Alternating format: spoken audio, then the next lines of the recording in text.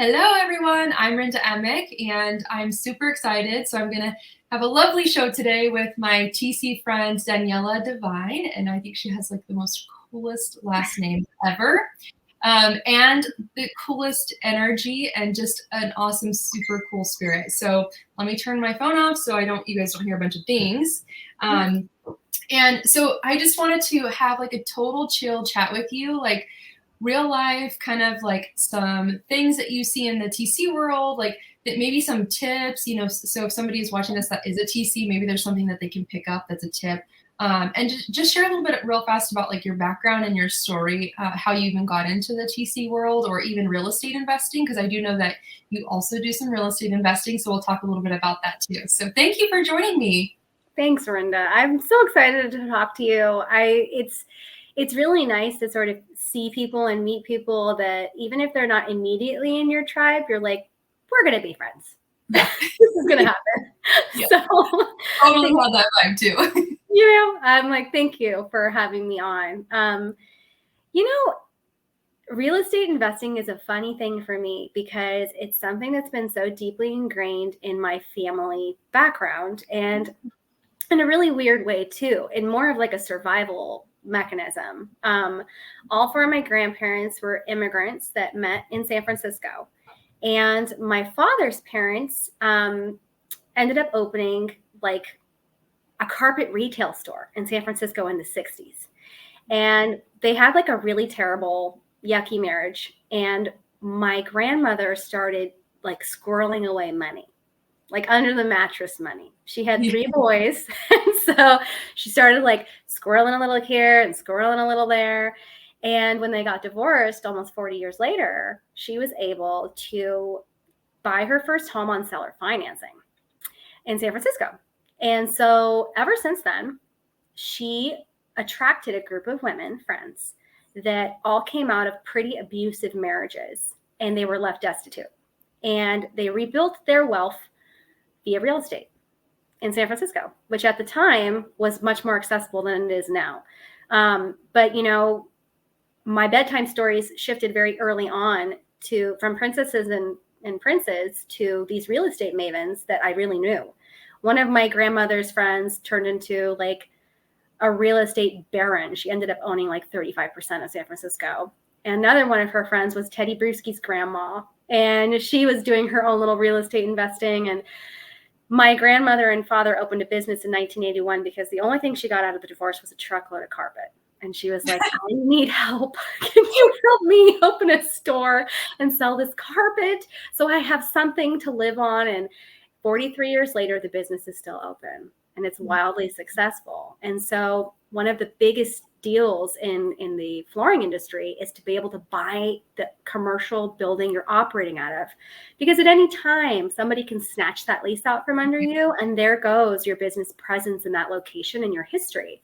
So one day my grandmother opened the paper, circled, hey, I think you should take a look at this building. And for decades, the accountants were telling them, you can't afford this. You can't afford to buy a building. You're never going to be able to do this. And it was an auction. It was a warehouse being auctioned off by San Francisco City College. And my dad showed up and he was the only one at the auction. Wow. And so they got the building. And now the building is paid off free and clear. And his business pays rent to him as the landlord. Yeah. And so he's making his business income, his K1, and his rental income. And he's doing real good. Yeah. So, it's an interesting thing. It's always been something I've been really passionate about. And I think it's always something that I've understood that I have to do, you know, that like if I really want to create safety in my life, because that's how the way my family used real estate was like safety. Like this is a safety net, And I think it's just been so deeply ingrained in me that like, this is not something you might do. This is something you have to do because you never know what can happen in your life. And if you have real property, you have options. And so I got into sub 2 October 8th last year. Oh, and, yeah. Happy 1 year almost. 1 year. That's awesome. Yeah. And, it was a really trying time in my life because I was a partner in the business and I had 2 children under 3. and I built out a brand new division because it was a pandemic and we were hemorrhaging. And I built out a new division to work with general contractors in San Francisco, like 400 to 500 million revenue and up. And it was really hard. I didn't know how to write architectural plans. I didn't know how to bid, estimate proposals of that nature. And I had to learn all these things. And I bid on projects for a year before I won one. Wow. And then it snowballed. And so I got into sub 2 and I start looking around at all these people doing everything I want to do, going, what the hell am I doing? And so I had like a little bit of an identity crisis. And it was really hard for me to figure out how and what. I've reached a why in the road. Where am I going and why? And so I just started reaching out to people and just going like, can you just tell me your story?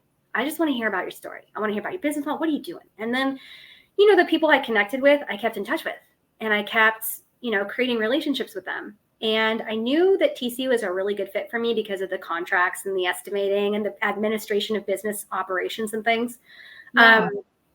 But it was so helter-skelter in the sub 2 environment that I was like nervous. I was like, oh my God, like I'm just supposed to follow this guy or this girl and watch their YouTubes and do these massive transactions and hope I don't mess up. Like that is not my style. Like, no, that sounds terrible. Yeah. Right? So I didn't do anything. I was like, no, that I can't run that business in that way confidently. That's so funny. Right. And I heard like whispers about like Molly actually coming out with like a formal course. And like the day it came out, well, the wait list came out and I emailed to get on the wait list. Right. And then the day it rolled out, I was like, purchase. Like, I need to do this for my own investments. Right. Because if anything, the return on investment will happen immediately by just being able to TC my own deals. Right. 100%. Yeah. And the same day, Renda, my friend Brad Contreras with Closers Cafe called me and was like, dude, are you going to be a TC or what? Like, I really need a TC. Like, can you figure this out? Like, can you just do this? Can you just do the thing already? Oh, and good. Which was so funny because he was one of those guys I reached out to that I just like sprinkled with over the months, like kept him, and we just vibed and he became my friend. Such cool vibes too. So like, I feel like that's a great connection. Yeah. And so I said, give me 10 days. Give me 10 days. Give me 10. There you go. Yes. I was done with the course in 2. I had the LLC formed in 5. I had bank accounts. I had every QuickBooks. I was like, by the end of the 10 days, I was like, where's the file? Let's go. And yeah, it's just been, it's like, it's provided so much clarity for me in an environment that feels like how hard is it, Renda, to choose what you want to do in this industry? Well, there's too much and so much, right? Like sometimes it feels like too much and sometimes it's like there's so much to do. There's so much we can do. And then there's like some days it's like there's too much. There's too many options.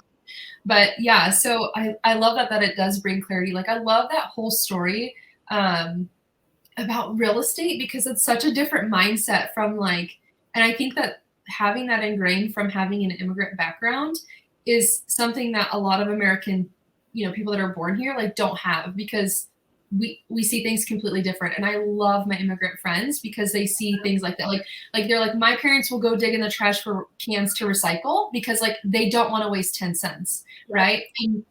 And although that may seem extreme for some people, but truly it's that mindset of like that, like real estate is survival, like for you versus, and that mindset of like, not like, should we invest? It's like, this is something that I have to do and it's going to happen.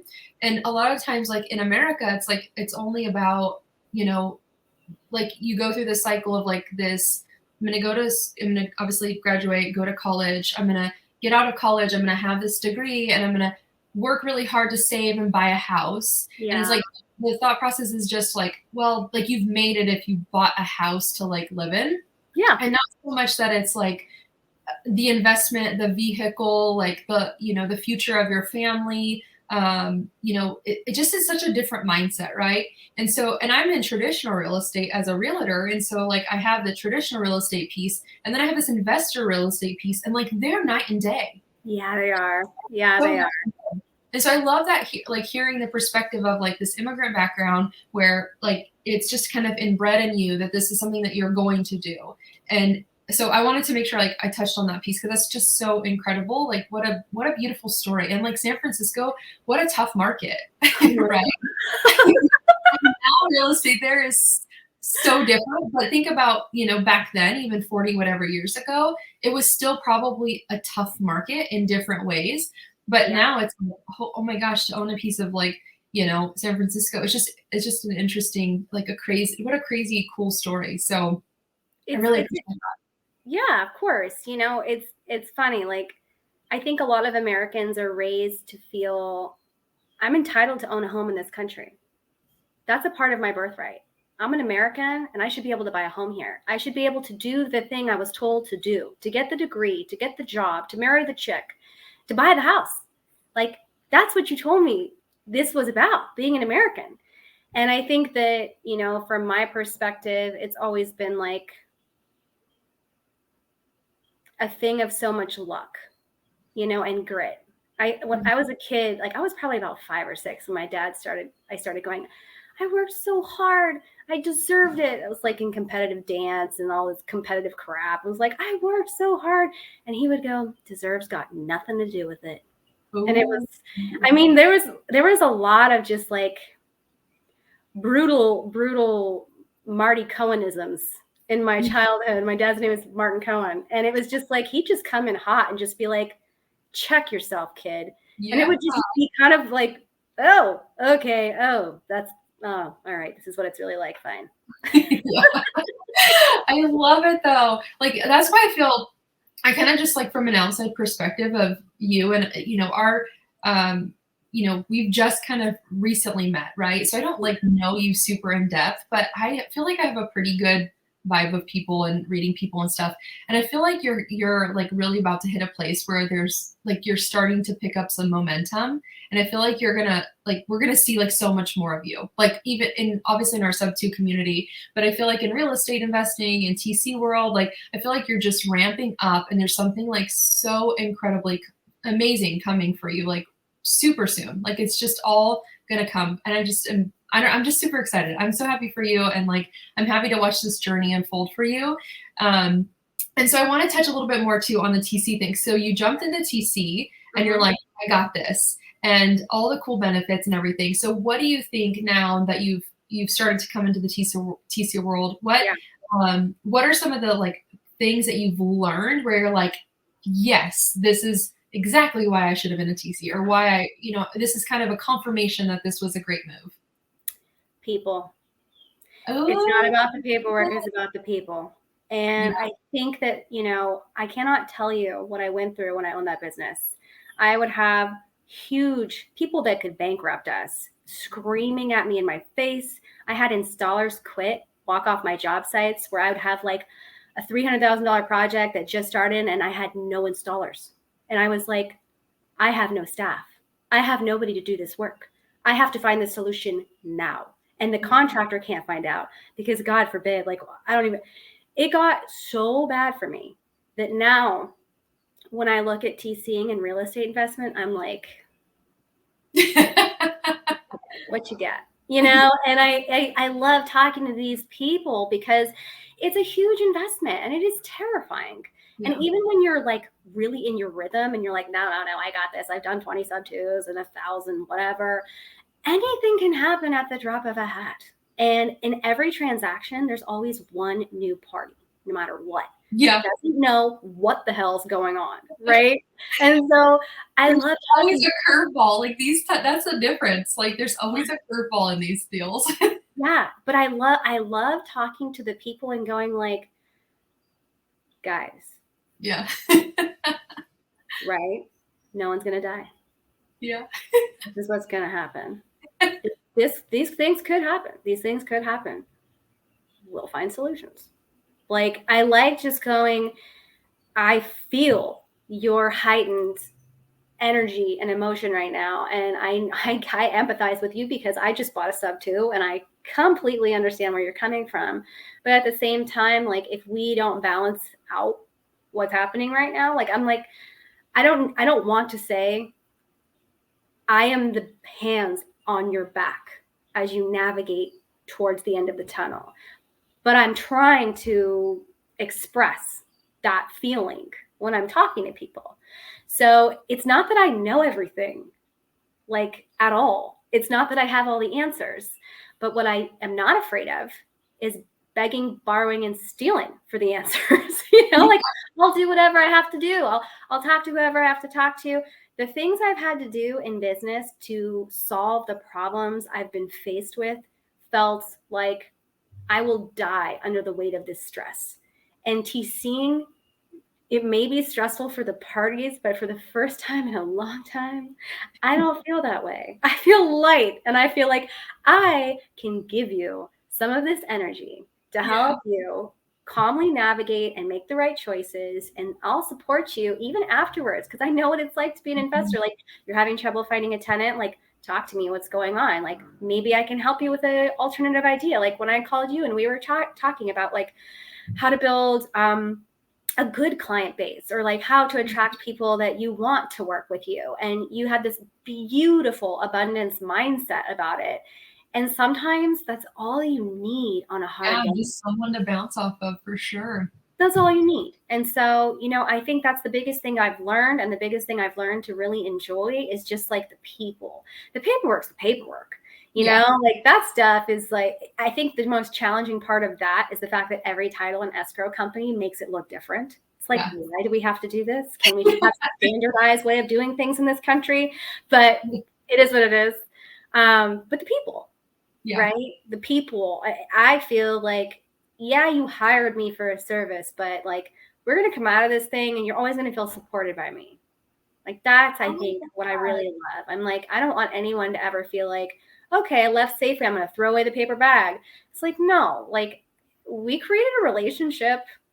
You're not just my client. I care about your success, because if you succeed, I inevitably succeed. So it's sort of like an ongoing, I see it sort of as like this ongoing thing. Yeah, it's so funny. That's like a lot exactly about like how I kind of talk to investors too, because it's the same thing for me. It's like the paperwork to me is kind of easy. Like I'm used to looking through paperwork in traditional real estate, done traditional TC stuff. So the paperwork is kind of like, okay. And yes, you're right.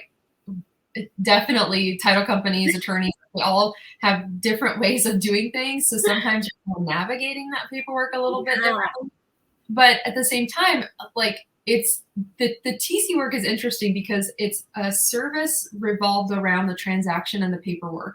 But for me, it's not. It's so much more about the people and the relationships and the connections and the network, and being able to take, maybe somebody from this transaction and introduce them to someone from this transaction later down the line and create a different network there. And so it's so funny because I always talk like that. It's like, yes, like I'm a TC and yes, I'm going to help you through this, but like I'd much more rather be like a cheerleader for you, like brainstorm with you, like, build this relationship and this connection. And I'm maybe not all investors really like that. Some are kind of straight to the book, like, hey, I don't want small talk. I don't want to know anything. Like, let me just send you a file and move on. And I don't know that I'll attract a lot of investors like that. But there are TCs that are a perfect fit for that, right?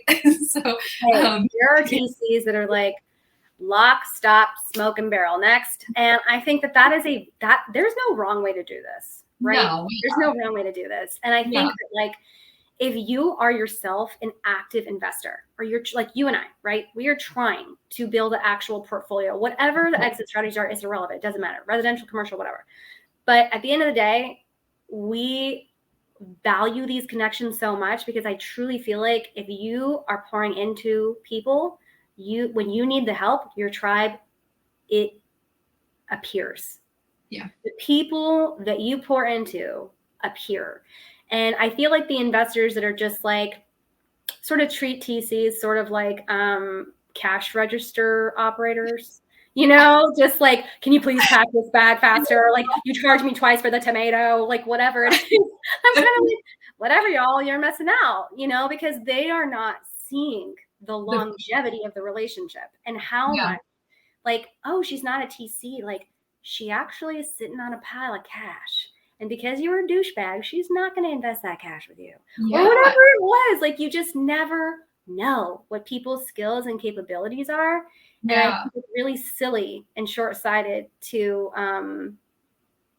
do business in that way, and not just real estate, any kind of business. Yeah.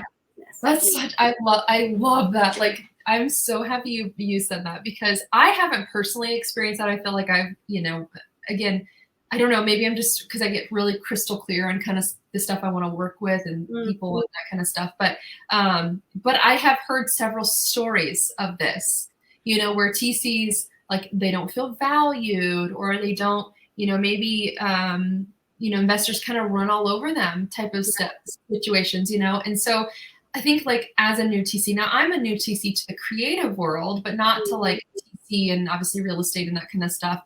But the creative world, I mean, it has its differences and definitely has a lot of similarities. But I have heard, like, these new TCs that kind of have that. Now, again, I think is if you're new and you're a little bit nervous and like maybe you don't quite understand some stuff, like you could be attracting certain types of personalities to you, and I get that. But I've heard stories like that where they're just getting ran over by investors, and I think, what a little bit of a shame from the investor side, because like you have no idea like how a TC can really play in your court.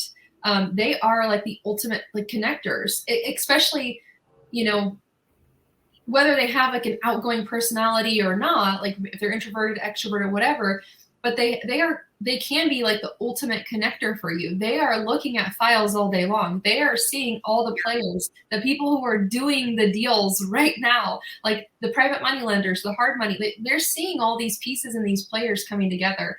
And ultimately, like, that can be like a really great like relationship with investors, right? And so it's interesting that you say that. I just hope that new TCs, could really learn to understand their value. Like, understand that, yes, I'm a TC, yes, I'm doing paperwork, and yes, I'm doing a transaction, but I'm also like much more valuable than just doing paperwork, And so hopefully throughout, our time in, in this journey and everything through TC and bringing in, this is the program, the top tier TC that we're referring to is a newer program, within the real estate investing world. And so I think as it unfolds and progresses and more people even outside of our sub 2 community start to use TCs, I think that this is, just going to turn into something that's a standard. And I think that maybe that won't be the case so much, but I'm just really excited. I want to also congratulate you, because you just got chosen to be a leader, for a regional leader for our TC top tier TC program. Yeah. So I'm super excited for you about that. So you're the one of the Pacific leaders. There's 2, but you and one other gal got chosen for that. So I'm super excited for you. So how'd you feel? Were you like, you said, I'm crying. So I was thrilled. I really appreciate it.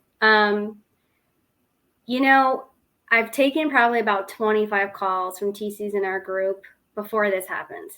And I feel like maybe one of the reasons I was chosen was like, I can't express it in any other way. And you'll probably hear me say this to several different people as I try to like describe what it was like in small business. But I have army crawled through broken glass for so long that I don't look at TCing as what I feel like a lot of new TCs are looking at it. I'm like, you guys, you're starting a business. Do you know the percentage of businesses that fail in the first year, second year, 5th year, 10th year? Like, this is a long game. And I am trying to coach them into feeling this, like, you have to put on your tortoise hat right now. You got to have your like liquid IV in your backpack with the straw, the Camelback. Like, you are going on a long range hike. This is not about what you accomplish in 2023. It's not even about what you accomplish in 2024. Like, you have to just stay the path, like, have faith in yourself as you build a business, which is monotonous and boring and unsexy. And it doesn't matter if it's a venture capital business or a travel agency or a kick butt Airbnb on Key West. Like, the day-to-day running of a business is awfully, horribly, tragically boring. And that's just the truth. I don't want to post on social media today. I don't want to balance my books. I don't want to reconcile my bank accounts. I don't want to. But guess what? That's building and running a business. It's just being consistent in those ways. So when I got chosen to do the leadership thing, I was particularly excited because Molly chose the people blind, which I thought was so ballsy. You know, she had those applications read to her. And I thought to myself, wow, that's putting a lot of faith in these people. So I feel overwhelmed. I feel honored and grateful. Like, I'm not an OGTC. Let's make that clear. Like but I also don't see this as that role. It's not my role to have every single answer to your questions. It's my role to find the answers to your questions, because that will make me a better coach and help me in my own, you know, business. But ultimately, I feel like by doing this, like, I was talking to you the other day and I was feeling so down before I talked to you about like the fact that I didn't feel like putting on my Mardi Gras beads and telling everyone I'm a TC and to come do business with me, right? I'm like, I don't want to. Like, I don't want to put myself out there. It feels so icky. I don't want to. And I was just feeling so like boo-hoo about it. And after I talked to you about like rechecking myself and like this mindset abundance and that there's an abundance of work out there, I thought to myself, what is the best way for me in my personality to grow my business as a TC? And I thought it was to become an accountability leader and to pour into the community. Because I'm like such a deep, deep believer of the law of reciprocity. And I feel like now might not be my time, which is funny, like that you brought that up. Like, I feel like maybe it's not my time right now, but when it is my time, I'm going to have my people. And that's all I'm going to need. All I'm going to need. So I keep like thinking about this, like, how do I remain authentic to myself and grow the business? And this just feels like I feel so grateful that I have the opportunity to grow this myself in this field authentically to myself. That is the biggest win of getting that thing, you know, like that's just, I'm just like, oh, this is awesome.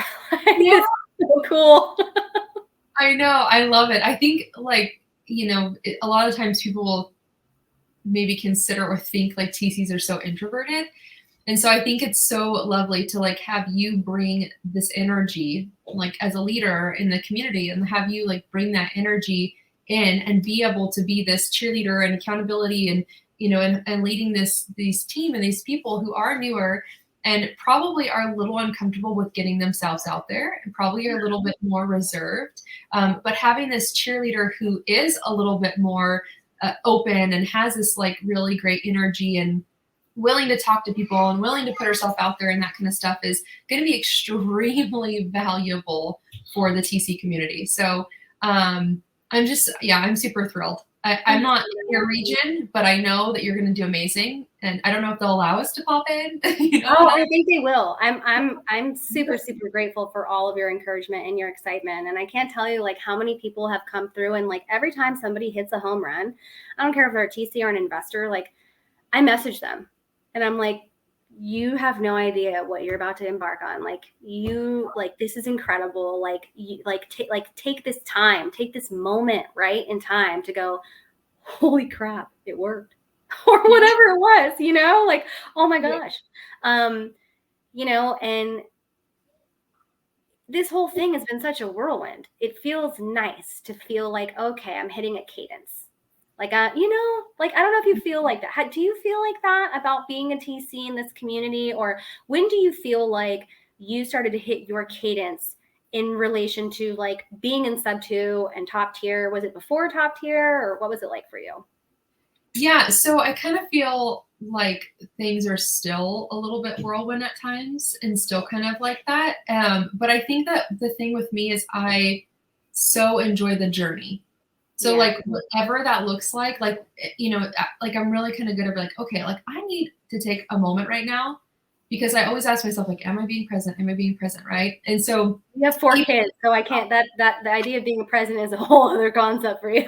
But even in the craziness and the chaos and like all the things and trying to figure out, you know, a bunch of stuff, it's like, if I can at least like be present, then I feel like time slows. And so it's like, I feel like things are maybe becoming more familiar now, where it feels like that, where it's like, okay, I've got another sub 2 deal. Okay, I've got another hybrid deal, or I've got another cat. And so it's not so much of like a constant new learning.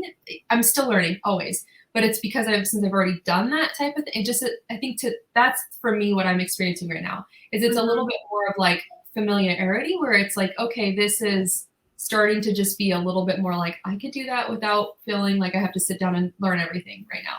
So and I love that. I mean, for me, it's TC was, sub 2 kind of is my first and foremost. Like real estate investing is my first and foremost, and that's where that's my first initial goal.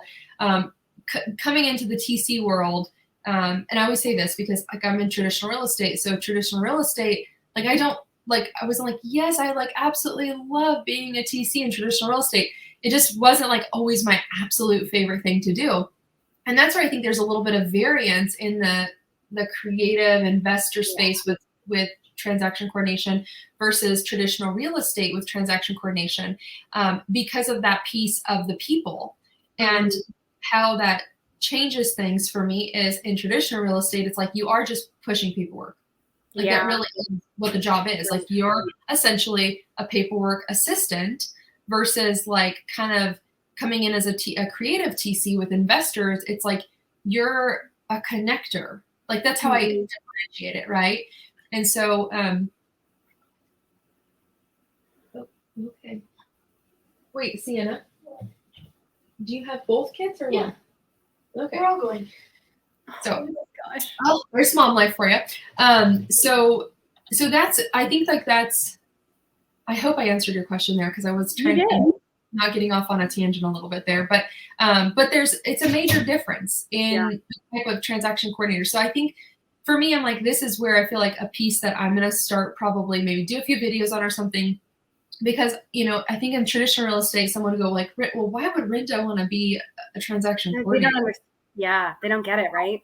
Why would you just want to go? I mean, you already, sell homes, you already but like a transaction coordinator to maybe a big time real estate agent is more like here and they're here, and this is like their assistant type of mentality, right? Almost like some of the investors essentially, could treat transaction coordinators, but it's completely different worlds. Like it's called the same thing, but it's completely different. Yeah.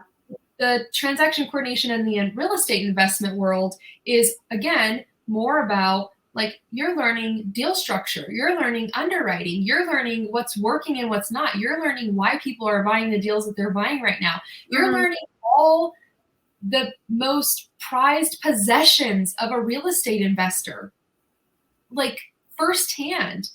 You're getting all the connections, you're meeting all the people.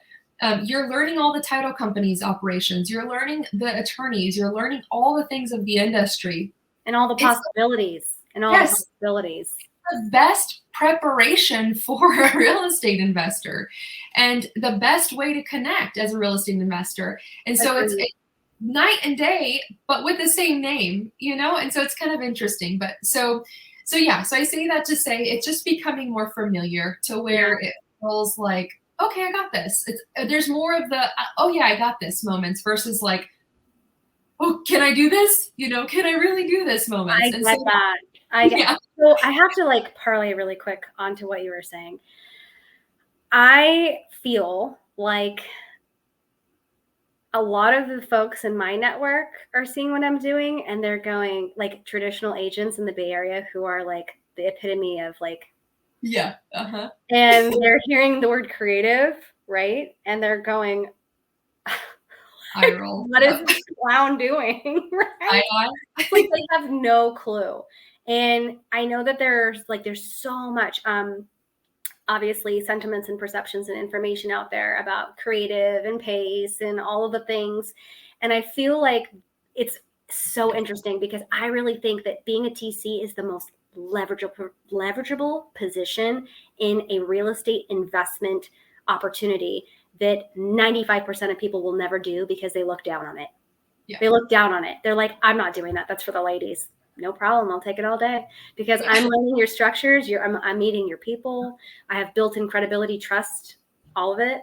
Like I have access that it took you how long to get access to that person? You just called me and I have access, right? Yeah.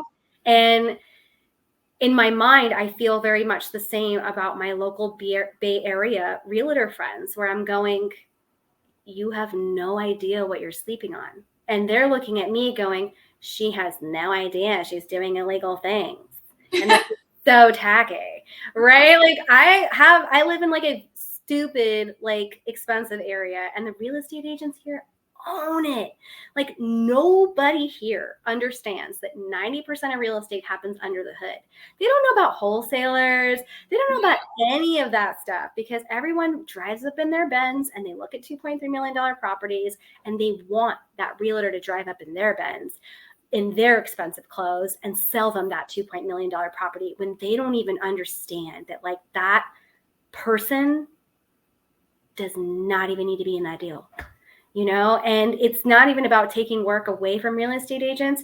It's about the perception of luxury real estate and the perception of creative finance being like this way to take real estate, right? To like take opportunities away, and them trying to sort of rebrand it as it being illegal, when it's like my grandmother bought a seller finance home in San Francisco in like the late 70s, y'all. Yeah. And that was like, what a gift that she had that opportunity. Yeah. It's so from your realtor friends. Yes. So it's interesting because I think it's starting to help, you know, like having so much attention on stuff. I think it's, you know, it can go both ways, but in my personal kind of real estate bubble, there are a lot of investors like that are agents as well. And so That's cool. They are, you know, their eyes are a little bit more open, although I can't say that, you know, everyone's like fully on board, like, yeah, send me creative offers, but I think that they're at least like open to it. So that's been neat. I think like the whole thing about all this is like, this is not new, right? Yeah. Like, I'm like, guys, it's like repackaged up with new wrapping paper and a new bow, because the verbiage is different, but it's not new. And we have to think about like, okay, well then how were people buying properties before mortgage was a thing? Yeah. Like this is not like mortgage has not people didn't mortgage their home and buy properties with bank loans like 200 years ago, 100 years ago. Like this is a new concept. And because we're in a society of like, here's how you do things, here's your perfect checklist of what you have to do, and make sure you do this and this. And we teach society how to follow in this little bubble of this perfect way. And we train them to do the things that we want them to do, type of stuff. So it's not new. And I love creative people, because like, I love when people like think outside the box. I love when they're brainstorming and they're like, yeah, but this is the way it's done, but what if we do it this way? And what if we do it this way? And what if we do it this way? I mean, there's so many, like, I don't know if I've seen a creative, like, there's nothing like just a traditional, the same transaction in the creative world. There's always there's a little different piece. It may be called a sub two, right? But there's always a little piece that's different, or a curveball or something. And then there's these things that these investors have to figure out and do things different. And it's just a really neat space to be in. So yeah, I don't know. I think it's packaged different, but I think like the mainstream like world it's weird. It's like a weird space, because for so long people have just been used to like a 30-year mortgage. Yeah. So it's like now we're exposing them to something that they feel is different, but it's not. So it's like totally trying to be a little bit of an educator in that space of like, no, like it's not. Like I just had a seller a few weeks back that took an amazing seller finance offer. Oh, that's so cool. Had they had a different real estate agent, would they have taken that offer? I don't know. Right. They will make so much more money. Granted, it'll be a little bit over time, but they will make so much more money. We got an incredible, like, I mean, just a I mean, you talk about everything in the seller's favor by far, offer. And the buyer was more than willing to do this. And so it's like, I think there's just opportunity being turned away because people don't understand it. And that's where I feel like as a realtor, I'm like, if anything, you at least need to understand it because you're 100% obligated to present to your clients all options. Because he has. I'm like another mom moment. Both my boys just decided to come out of their huddles. Hey, Mama, So yeah, Alex has a really bad cough. I heard. he has a bad cough. Yeah. Don't worry. This is mom life. But this is what I love too about TC work is because it is very much like a lot of people do it from home, right? A lot of people just bring it into their world and in their life and they work from their computers and their laptops and you can do it anywhere you want. So I love it. Well, it's crazy too, because like during the pandemic, I remember making customer service calls and hearing like the wheels on the bus in the background. And like a mom would have like her pack and play right here. And she's on a customer service call for like AT&T. And I'm thinking to myself, oh my gosh, this has to be so hard because all you're doing is on the phone the whole time. And like your kids, they need all the things at all times, right? But yeah, this avenue for me, I'm trying to get to a point where it replaces like the bigger things that I'm doing in my life. Like I want to grow this business to the point where it makes sense for me to walk away from other opportunities in my life that create consistency and safety.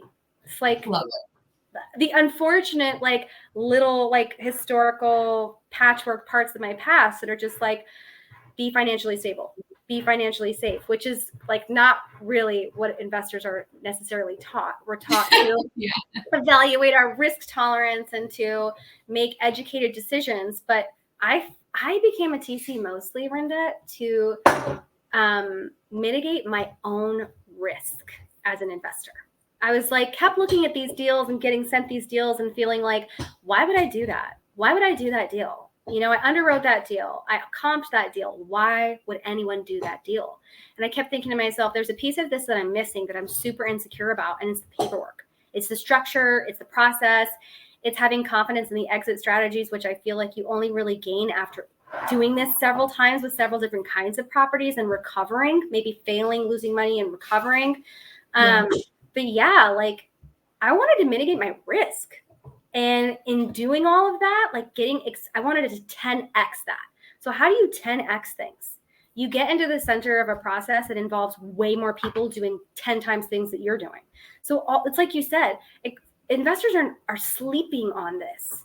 They don't understand how valuable it is to be a busy TC. I'm 10xing my own ability to do the kinds of deals you're doing because I'm learning from you and what you're not doing or doing maybe that I know now that I have to do different. Yeah. You know, I would never have this kind of exposure. Even if I joined a team and I was just pounding the phone, like I know people say join a team, join a team, join a team. I don't know if that would be my advice. I just don't know. I think my advice would be learn to comp, learn to underwrite, learn how to TC. Yeah. It's such a great first step. Honestly, it's such a great first step, especially like if it's not a good fit. But it is such a great, like, I think you're so on the money there. Like, even if it just is like, hey, this is how I want to get started into real estate. Yeah. Like you're instantly, you're in the middle of it all. Like, so this is such a great first step. So I love that you said that. I want to have you share what's one thing since you've been TCing in this creative space. Like I had mentioned, you know, obviously it's still kind of TC work, but they are night and day. So in the creative space, what is something that you have learned so far that you're like, ooh, I need to make sure I share that with other TCs? Oh my gosh. This is hard. That's a hard question, Rinda, because I'm always like, oh my gosh, like this is so minor. Because you figure it out and just get shit done. That's why. It's just so hard. Like this is so minor. It's so minor, but I'm noticing more and more investors are not locking in their deals, telling their sellers when they start having all these crazy seller objections, Okay, boys, can we keep it down, please? Sorry. What they're not doing, and I think this is kind of wild, they're not telling their sellers up front, all right, you want the utmost security? I'm going to get you that deed of trust and that promissory note. They're not telling them that. So I'm getting files from like experienced wholesalers, and I'm going, so this title company doesn't offer deeds of trust or promissory notes anymore for sub twos. If we're going to offer that to the seller, we need to find an attorney now. We need to get this going now. And I'm finding wholesalers and folks just going, yeah, we're not going to do that. And that's a choice. Yeah. That's a choice, but it's also the TC's choice to decide if they want to work on files where the seller is ultimately not protected appropriately. And I have my own clients feel very different ways about this. I don't punish them, or I haven't like walked away from deals where, boys, you need to chill. These guys. Do you want to come sit with me? No. Okay. Sorry. I am trying to do my best in not like making personal judgments against this decision, but I do feel like it's an inconvenience for the investor and the wholesaler, because they're going, oh, I might have to pay more money to get this done appropriately, right? Or I might have to tell somebody that I have to offer this. It's just extra. It's extra stuff in the transaction that makes things more challenging. Atticus, please. I'm going to like walk away here for a minute. I apologize. That's okay. Because if not, they're going to keep doing their boy thing. But long story short, you know, I personally feel like if you don't even know that that is an important part of a transaction, you don't know to warn people about it in enough time. And this happened to me on my own sub 2 purchase. I didn't understand that the title company wasn't going to offer me this. And this was something that the wholesaler that brought me the deal promised the seller. So I had closing documents signed, and because the title company, which was very experienced with sub 2, said, you can just do this out of escrow. And I thought, okay, well, they know what they're doing and I don't, so I'm going to follow their advice. After talking to 10 attorneys, it turns out you can't just do it out of escrow, but that's a huge red flag. And the attorneys feel like there's something very funky about that. They're like, why would a seller ever in their right mind, or buyer, whoever, sign these papers without the piece of paper that protects them? Why would they do that? So when I was talking to attorneys, right, they start questioning me. Were they old? Were they sick? Oh, they think you're scamming them. My alarm, my like good girl black and white alarm bells start ringing, and I'm like, whoa. I'm a straight shooter. Yeah. I don't do funky stuff. I just didn't know what I didn't know. Yeah. And I had to self-perform these documents and record them myself, which I had no idea how to do that. And I would never, ever, ever, ever do this for another person's deal. I did this for my deal because I know I'm going to perform, and I wanted my seller to walk away feeling like, oh my God, this girl didn't just scam me, right? Wow. I wanted him to feel like, thank God I'm working with this person. And to this day, Linda, we became friends. He put my midterm rental tenant in my property. Like, we text all the time. He's like, you got a piece of mail. I'm like, David, I heard you got a package. Garage code's the same code. Go on in. Like, he's my homie. Because when you purchase sub 2, you are creating a long-term relationship with somebody. Yeah. And I think a lot of these turn and burn investors that are just on the track to scale, they may not be as concerned about a lot of those things. And so as like my biggest learning lesson about a TC, and you're going to hear me always harp on this, is just to have it out there. If the seller is aware that they can have these documents, but they don't want to go through the renegotiation because they're going to cost more for the wholesaler or the buyer, that's their choice. It's their choice to say, no, I don't want those documents. But my moral compass says, give them the choice. Give them the choice, man. Yeah. It's kind of funky if you don't give them the choice. Because if things go bad litigation-wise and a lawsuit gets brought up, the first thing a lawyer is going to say is, they didn't even know they could have these documents. what kind of a person does that make you? It makes you a guilty person. It makes you a liar. Like, people like to say, I didn't lie, I didn't say it. Withholding information is a form of lying, especially in law.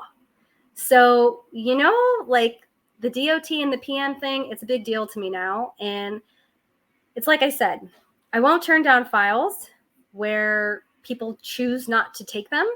I just make sure they know they can. Yeah. That's one of those things. You get so excited. You have a file, you're busy, you've got other files you're transacting, and then you're 2/3 away from the end, and you go, oh crap, I didn't check in on this. And that's what happened to me on my own deal, my first deal. I don't ever want that to happen again. So to anybody that wants those instruments, and no judgment to people that don't, but TC to TC, it's a thing. Yeah. So. Yeah, I love that. That's so funny. It's like, this happened to me on my first deal. I swear to God, that some of the questions those attorneys asked me, I sat there, I started sweating. Yeah, you're like, one, because I didn't understand I could just self-perform them. Two, because I didn't want to self-perform those documents. Yeah. I'm like, I don't want to do these things. Molly told us not to do these things. I don't want to do these things, but I was in such a pickle that I flew to Bend 3 days later, and I handed my seller the documents, and he had this look, Rinda, where he was so relieved. And it felt like the look he gave me felt like everything they told me was true. Thank you. Oh my goodness. Like, you did what you said you were going to do. Love that. And now we're homies. Yeah. Now he's helping me, and if I would have showed up without those documents, I can't imagine how he would feel. Yeah. That's so interesting. So, and I think it's just, there's there can be a lot of very visionary investors that are just kind of go. And it's not that, they don't necessarily, want to try to be put in that situation or have a seller in that situation. I think sometimes like it is, you don't know what you don't know. And so it's an interesting dynamic, but I love that you said that. That's pretty awesome. This is also a newer thing. Like, I feel like so much of TCing has changed so much just in the course. Because, obviously I'm not familiar with how it was a year ago, but I feel like that's just been a change like within the last year. People used to self-perform documents all the time. People used to fill in contracts all the time, and I'm not judging anyone for doing those things, because I feel like in the before times, it's just the Wild West. And I also am not trying to come off as like a little know-it-all. I don't like that vibe either. Like, well, I took Molly's course, so and so and so and so. Like, I don't like that vibe. I am, learning from everybody around me, especially the really experienced TCs. Like, Michael Kim was the person that got me out of my pickle. And it was because he said, like, hey, I used to do a lot of these things, and it's your deal. So you should do what you have to do to make this work. Don't do this for other people, and reiterated that message. And so as I've been telling investors about the things I'm learning, a lot of it's just new. It's just new info, new processes, new procedures. And I have no doubt that people want to do the right thing because they want to create a business that's scalable. Yeah. And if you're not doing things according to Hoyle, like, you can get wrapped over something super stupid and it will ruin your whole business. So, I love that. Yeah, that it is an ever-changing industry. I mean, it's real estate, and like, yes, it's buying and selling property, but things are constantly changing. And so it is interesting to, to say like, this is a newer thing, but I love it. It's following me. They're following me. So if a mom is ever like, how do I get into real estate? And somehow, it's funny because now I'm like, we live in a small house. Hello, Bay Area. And so I just do this thing where I'm like, okay, well, I'll just come over here and make my call, like 15 feet away from you. And within 5 minutes, they'll be over here. It's all good. If my teenager didn't walk in and say we're going to the park, then I would be in the same boat. So yeah, it's all good. Yeah. So what do you, real fast, let's chat about what your, like, let's pivot a little bit from TC work, and talk a little bit about like your real estate investment. Like, what are your goals as a real estate investor? I thought at first that I really wanted to do like residential buy and holds. And I thought I really wanted to do stuff out of state. And recently I had this sub-2 opportunity brought to me, and I'm really glad I made the purchase. I absolutely adore this property. It's very personal to me. It's more of like a lifestyle asset. Definitely not a great black and white straight investment where you could put a property manager in there and they just do the stuff for you. But I'm realizing that I really want to touch things personally. Even if it's like a midterm rental situation, I want to be able to personally, there's a stage 10 tantrum happening over there. I see legs flailing and like grunting and things. So, swinging arms and just banging things saying no. Stage 10. But I realize now, like, I want to touch this thing frequently. Like, I want to be able, if it's a midterm rental, I want to be able to put flowers in it, or a basket with a bottle of wine and some snacks and something. Like, I want to be able to touch my personal touch on things. And so I'm sort of realizing that if I'm in the Bay Area, it's going to be really tough for me. But I'm sorry, Rinda. If you can hear that screaming in the background, I apologize. But we can't hear it how you hear it. Okay, good. Yeah. Because to me, it's like a needle in this eye right now. Like, you know how that is, where you're like, just lean really close into your microphone. I want to. You just have to get a microphone, and then that way it blocks out the outside. Oh, that's good to know. Okay. Yeah. I want to go into commercial. I think for me, what it's going to be is like what my dad did with his warehouse, industrial space. And I think that if I want to do deals in California that make sense, because nothing's going to cash flow except a mid or a long term, and I don't have the risk tolerance for that because I'm already holding like as a midterm rental vacancies in Oregon, I think I really just need to go into commercial and industrial spaces. And that is different, but that's good. Different is good in real estate. And I think that could be a real viable avenue for me. What about you? Awesome. Yeah, I'm focused on small multifamily. So that's kind of what like my main kind of mission right now, and in mostly the Sun Belt states, but particularly like Alabama, Arkansas, Oklahoma. Yeah. So just small multifamily is where I want to start. It's like, you want to come over here? Do they want to come say hi? Hi, boys. I'm offering, but I think that he is just so upset right now. He's like grinding it out by himself, which he wants me to see him that he's struggling, but he doesn't want my help. So that's really exciting though, because those are wonderful markets for those small multifamilies. Yeah. Like that's awesome. It's a slower, it's been a slower find. Like obviously you don't come across as many deals, but that's okay. Like I understand why. And so and I say smaller multifamily, it's like the 5 to 20 unit range. So much smaller. And I'm not like trying to scale to like 300 units yet or something, but hopefully eventually we'll get there. Yeah. So I feel like that's a really great avenue for you. Yeah. I'm excited for it. And, right now we have like one fourplex that we're finishing renovations on. And so just seeing that process happen and going, okay, we've got one landscape, one roof, we've got 4 units, and putting the math down and just really starting to understand a different picture of it is more comfortable for us. And so we'll see, who knows? But I am hoping to find some smaller units that are going to be creative financing, seller finance, or some portion of a hybrid or something like that. And maybe targeting like, obviously the tired landlord type of stuff. So that's been my strategy. Nothing secured yet for those goals, but I know that something will come. So it will. I'm like, it's just a matter of time. I'm like a firm believer. Like, Rinda, it's gonna come. And like it's a really healthy space, and you already have one fourplex. So you have that credibility with a lot of the sellers. I want to see your fourplex. You have to give it to me. That's so cool. That's awesome.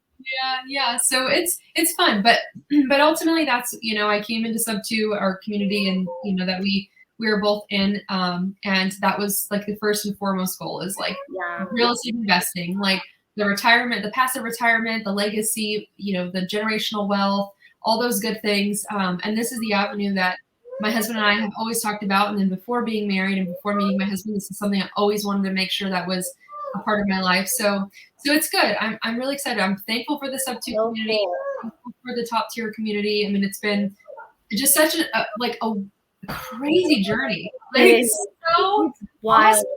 Yeah.